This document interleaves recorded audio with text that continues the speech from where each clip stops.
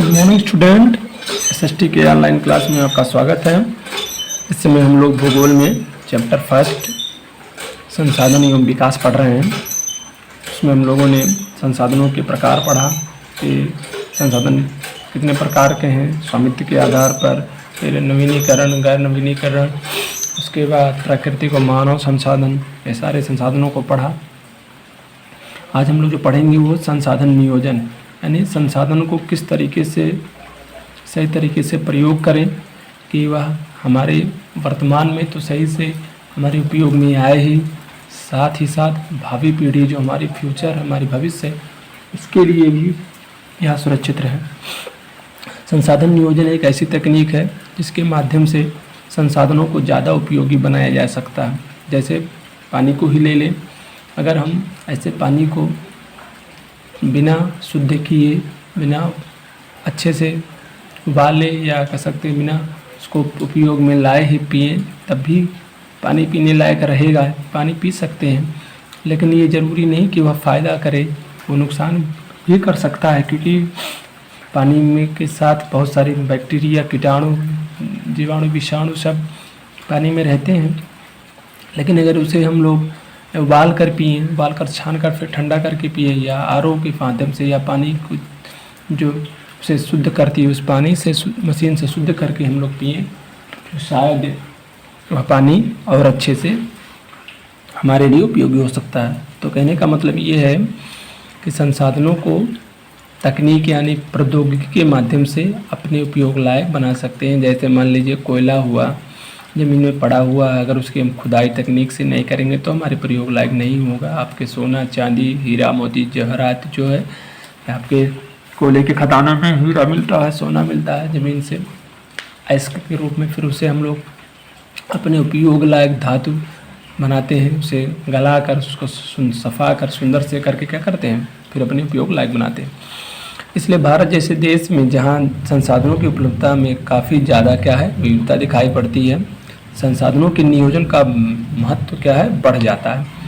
यहाँ ऐसे प्रदेश भी है जहाँ एक तरह के संसाधन की प्रचुर मात्रा, यानी एक ही तरीके से झारखंड, बिहार, पश्चिम बंगाल में पर्याप्त मात्रा में कोयले मिलते हैं, लेकिन दूसरी तरह के संसाधनों का अभाव, यानी अन्य चीज़ें नहीं मिलती हैं।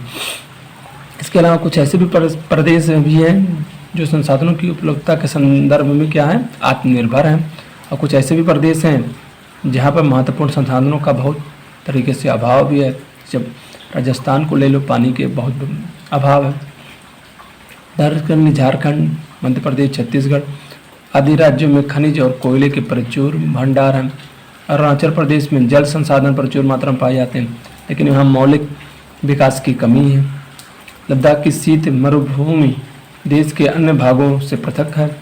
यह प्रदेश सांस्कृतिक विरासत से समृद्ध है, किंतु यहाँ जल, आधारभूत अवसंरचना तथा कुछ महत्वपूर्ण खनिजों की कमी महसूस की जाती है। इसके अलावा राजस्थान प्रदेश में पवन और सौर ऊर्जा के प्रचुर भंडार हैं, लेकिन यहाँ जल संसाधनों का अभाव, जैसे मैंने अभी बताया।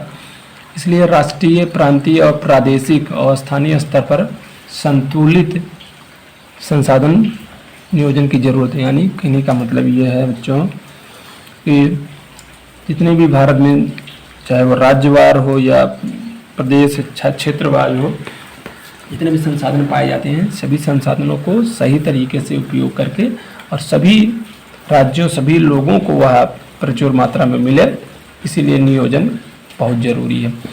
अब भारत में नियोजन क्या है? भारत में संसाधन नियोजन, पर्यावरण में संसाधन नियोजन एक जटिल प्रक्रिया है, जिसे हम लोग, जिसके निम्नलिखित सोपान है, यानी अंग है या प्रकार है। देश के विभिन्न प्रदेशों में संसाधनों की पहचान करना और उनकी तालिका तैयार करना। इस काम में क्षेत्रीय सर्वेक्षण के साथ मानचित्र बनाना, संसाधनों का गुणात्मक और मात्रात्मक प्रवृत्तियों का अनुमान लगाना और मापन करना, यानी किस क्षेत्र में कौन से संसाधन पाए जाते हैं, कितना मात्रा है और कैसे संसाधन है, इसका सही तरीके से आकलन होना चाहिए। दूसरा क्या है, संसाधन विकास योजनाएं लागू करने के लिए उपयुक्त प्रौद्योगिकी विकास, प्रौद्योगिकी कौशल और संस्थागत नियोजन ढांचा तैयार करना चाहिए। तीसरा, राष्ट्रीय विकास योजना तथा संसाधन विकास योजनाओं के बीच समन्वय स्थापित करना चाहिए। भारत में स्वतंत्रता के पश्चात संसाधन नियोजन के उद्देश्यों की पूर्ति के लिए प्रथम पंचवर्षीय योजनाएं बनाई गई।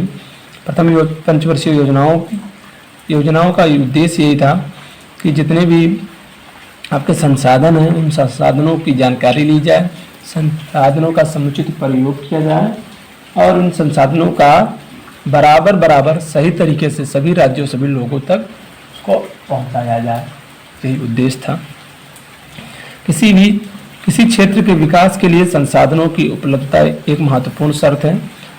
सही बात है, अगर किसी देश में जैसे सऊदी अरब की बात कर लें, सब कुछ ना होते हुए भी सऊदी अरब जो है आज विकसित है, पैसे पर्याप्त मात्रा में हैं, तो सबसे बड़ा है कि जो विश्व को सबसे ज़्यादा जरूरी है पेट्रोलियम पदार्थ, वो उसके पास पर्याप्त मात्रा में है।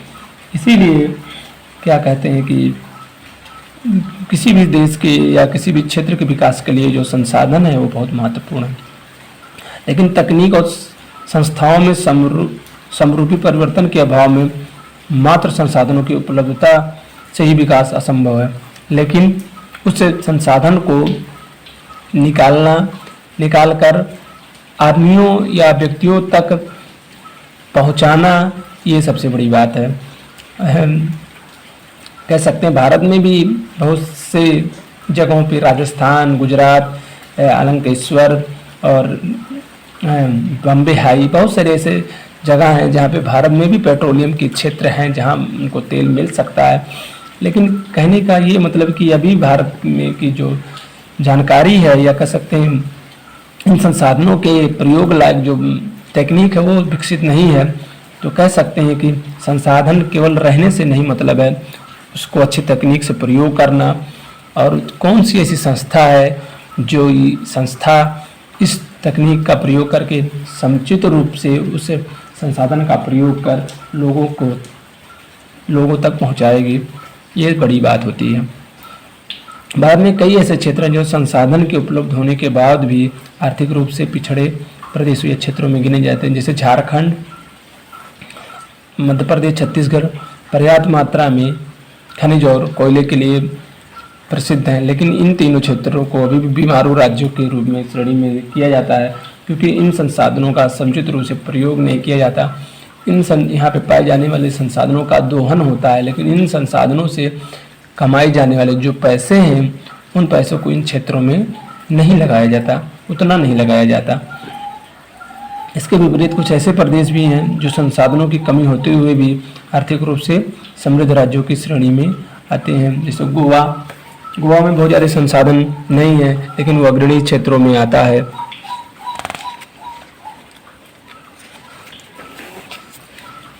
अगला क्या है? अगला प्रश्न पूछ रहा है, क्या आप संसाधन संपन्न किंतु आर्थिक रूप से पिछड़े, संसाधन विहीन किंतु आर्थिक रूप से विकसित प्रदेशों के नाम बता सकते हैं? इन परिस्थितियों के होने के कारण को बताइए।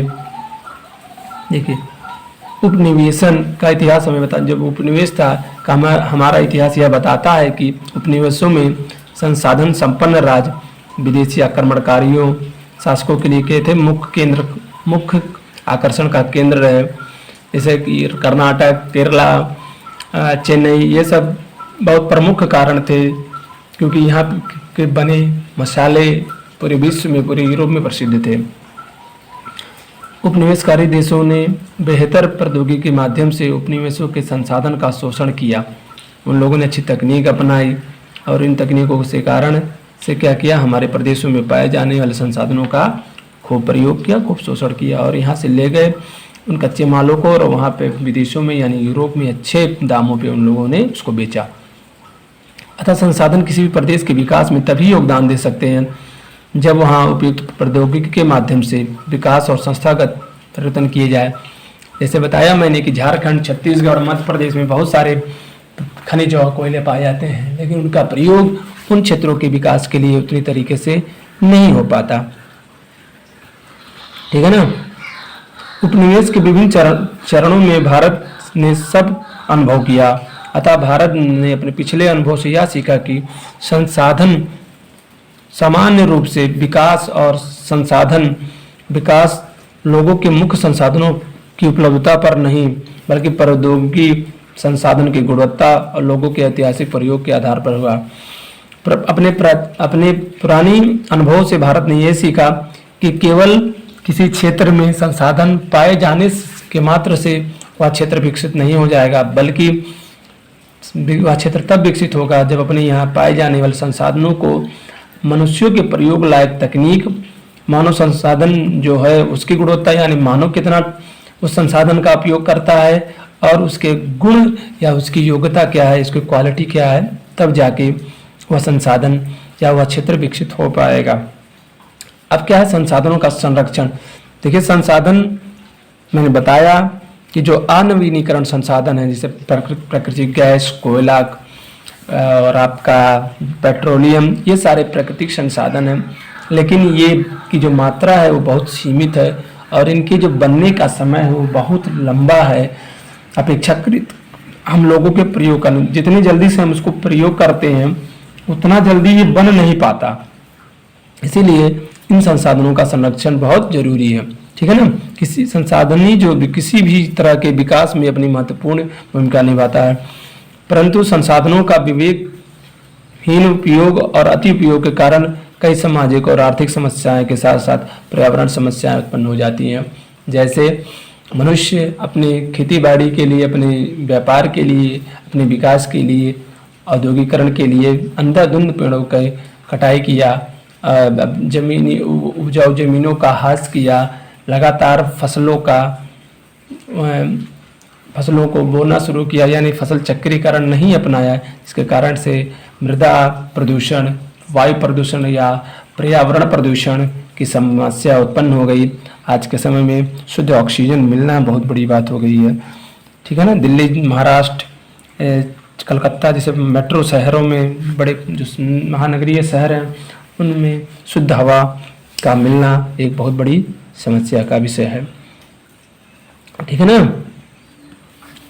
इन समस्याओं से बचाव के लिए भिन्न भिन्न स्तरों पर संसाधनों के संरक्षण की अनिवार्य है। संसाधनों का संरक्षण का मतलब ये है कि संसाधनों का प्रयोग सही तरीके से किया जाए और आने वाली पीढ़ी के लिए उसे बचा के रखा जाए।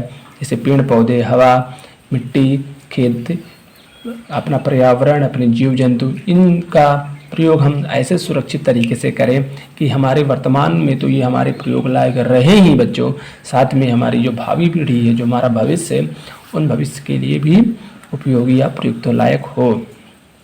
ठीक है ना। लंबे समय से ही संसाधनों का संरक्षण बहुत से सामाजिक कार्यकर्ता और पर्यावरणविदों के लिए एक चिंता का विषय रहा है। जैसे उदाहरण, महात्मा गांधी ने संसाधनों के संरक्षण पर अपनी चिंता बताते हुए इन शब्दों में प्रकट किया कि हमारे पास प्रत्येक व्यक्ति की आवश्यकता पूर्ति के लिए भरपूर संसाधन है, लेकिन किसी के लालच की पूर्ति के लिए नहीं। कहने का मतलब ये है कि मनुष्य की आवश्यकता तो पूरी किया जा सकता है, लेकिन उसके लालच को पूरी नहीं किया जा सकता, यानी जिसको मोर एंड मोर, बहुत ज़्यादा चीज़ों की आवश्यकता हो, उसे पूरा नहीं किया जा सकता। ठीक है ना। अर्थात हमारे पास पेट भरने के लिए तो बहुत सारे हैं, पर पेट ही भरने के लिए नहीं है। यानी जिसने उसी को अपना बिजनेस बना लिया है, जो उन प्राकृतिक संसाधनों को नुकसान पहुंचाकर लाभ कमाना चाहता है, वैसा करना उचित नहीं है। महात्मा गांधी के अनुसार विश्व स्तर पर संसाधन क्षति के लिए जो स्वार्थी और लालची व्यक्ति हैं और आधुनिक तकनीक की शोषणात्मक प्रवृत्ति उत्तरदायी है, वह अत्यधिक उत्पादन के विरुद्ध थे।